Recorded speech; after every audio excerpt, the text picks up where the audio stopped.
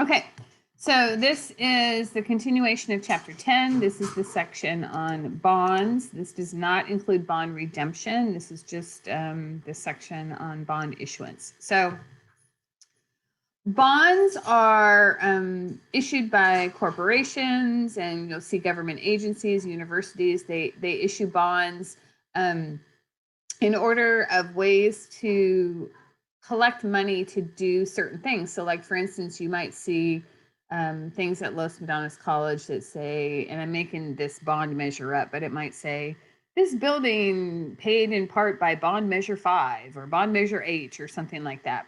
So, what kind of like the gist of what a bond is that you buy a bond today, and let's say you buy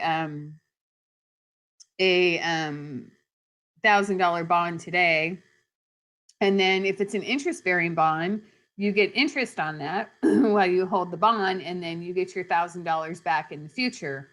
Or it could be the type of bond where you buy a bond today and you pay, like you buy a $100 savings bond, but today you paid $20 for it, and then 15 years from now, you get $100 back when you redeem the bond. So bonds are a little bit different than notes in the sense that they can be, well, we'll talk about how they can be called and things like that. But bonds are the same as notes in the sense that you have to do the interest calculation. So we're going to be looking at that interest calculation thing again as well. So there's different types of bonds. We have secured bonds, unsecured bonds, convertible bonds, and callable bonds. So a secured bond means that when an organization sells the bonds, they actually have money to cover those bonds. So for instance, if they sell one $1,000 bond, then they have $1,000 in the savings account to cover that bond. So that is a secured bond. If it is an unsecured bond, then they don't have money to back that bond in case something goes wrong. It's just they're selling the bond and they don't have like that quote unquote insurance to cover it.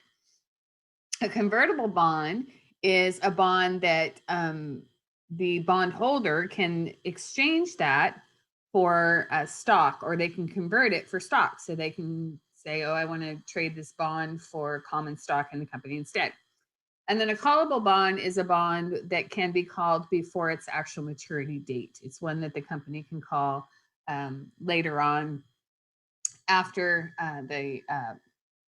like let's say it's a 10-year bond, and then the company decides in year 6 they're going to call the bond. They can call the bond at that point, and that means that they redeem the bond, they pay the money out, and the bond no longer exists. So when we talk about bonds, we have a bond certificate, and that's what's issued to the investor, the person that's buying the bond. And it's kind of interesting because it shows here, here's a picture I'll show you. Here's a picture kind of what a bond certificate looks like. I don't know how many of these, again, that you actually see today because everything's done electronically. They may still be issuing them, and they very well could be. I'm not really sure. I don't have a lot of experience with bonds because you have to be a certified financial advisor most of the time to sell bonds, or you have to be a person within your company. There's a lot of stuff that goes into the whole bond market thing. It's not just anybody can go out there and sell a bond. There's a lot of regulations and things around it. So I'm not positive if you still see these certificates, but this would be what a certificate looks like. And when it's issued, it shows on there who issued it. So in this case, it's International Minerals and Chemical Corporation. It shows the maturity date of the bond. It shows the interest rate of the bond, and it shows the face value, or what they call the par value of the bond. Now, bondholders can sell their bonds at any time on national security exchanges, so the bond still exists until it's called. And prices are quoted as a percentage of face value. And we'll be looking at that in a minute because the way they state it is a little bit different, and there's like, you have to read it a certain way. And then corporations make journal entries only when it issues its bonds or buys its bonds back. So when it buys its bond back, that's the bond redemption part. That's the part we're not going to be doing. On here, we're only doing the bond issuance. So, excuse me. Or it's when the bondholders convert the bonds to common stock, but you won't be doing anything with the conversions. only the issuance. So some of the things that affect bond prices are the current market price, so what the present value is of the bond, and that's impacted by the dollar amounts that are going to be received, the length of time until the amounts are received, and the market rate of interest. So bonds, years ago, bonds were a pretty lucrative thing, like savings bonds were a big thing that some grandparents would buy for their grandkids kind of thing. But U.S. savings bonds are not so much a lucrative deal anymore. So determining the price of the bonds, you're not going to have to worry about determining the price of the bonds in the sense of what they're describing here. But if you want to go back and look at this,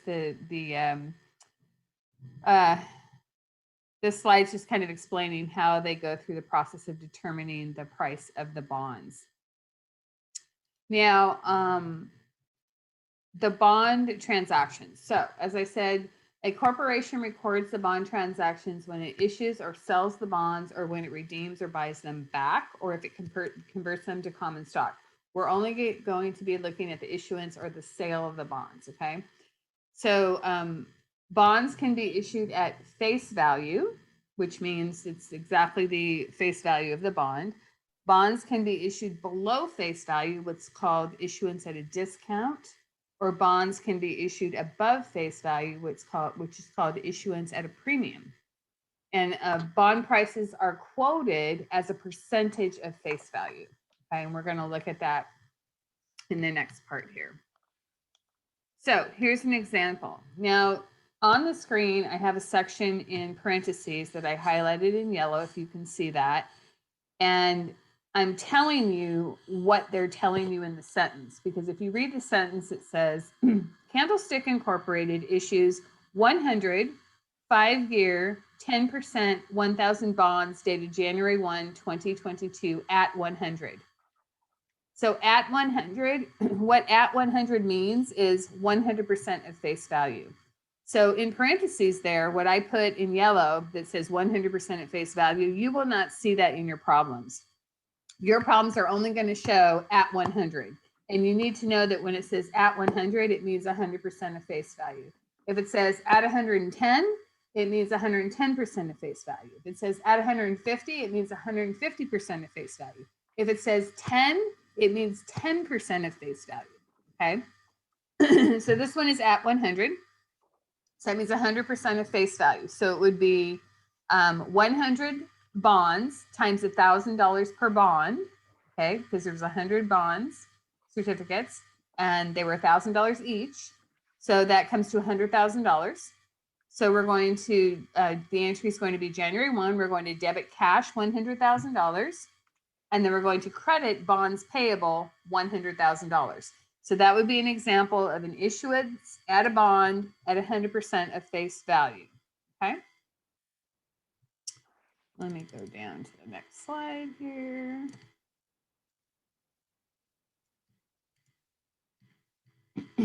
Okay, so how do we do interest expense? So interest expense is done very similar to the way it was done for the notes, okay? So prepare the entry Candlestick would make to accrue interest on December 31. So let's go back here first, okay? The interest was sold, I mean, the bonds, Candlestick issues bonds dated January 1. Okay, so January 1. So prepare the entry Candlestick would make to accrue interest on December 31, and that should say 2022. Okay, so this is the same as the formula you use for notes, except one of the words changes. So remember when we looked at notes, trying to see how I can adjust this here so we can get everything onto one page so that you can see it nice and clear, because I want to add a line here for you. Okay. So how they figure the interest. So this is where, remember how we did principal times rate times time? Well, now what it becomes is face value times rate times time, okay? which equals face value times rate times time. So, and the rate is actually the percentage rate for the interest that they're giving you, okay? So in this case, the face value is $100,000. The rate was 10%. If we go back to the other slide, I'm gonna go back there real quick. See how it said 10%? 10%. So we've got the face value, $100,000 times 10% times something over 12, because the rate that they're giving you is always for a year. It's always for a full year. So 12 months. So in this case, it's 12 over 12 because they sold the bonds on January 1. They're telling you you're doing the interest on December 31. You ask yourself, when was the last time interest was done? If they don't tell you, you assume it was never, right? So then it would be all of January, February, March, April, May, June, July, August, September, October, November, December, 12 months. So 12 over 12 actually becomes 1, right? So that's $10,000. That's your interest expense. So you are going to debit on December 31, you're going to debit interest expense $10,000, and you're going to credit interest payable $10,000. Then on January 1, prepare the entry Candlestick would make in order to pay the interest on January 1, 2023. So when you're paying the interest to your bondholders, you're going to debit interest payable to clear out that $10,000. And then you're going to credit cash $10,000 to clear that out. Okay. So that's an example of figuring the interest, doing the entry for the interest, and then doing the payment of the interest. Okay. All right. So we're going to do one together, BE 1010.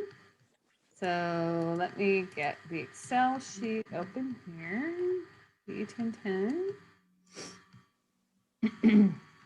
All right. Actually, I'm going to stop this recording and then I'm going to restart with a new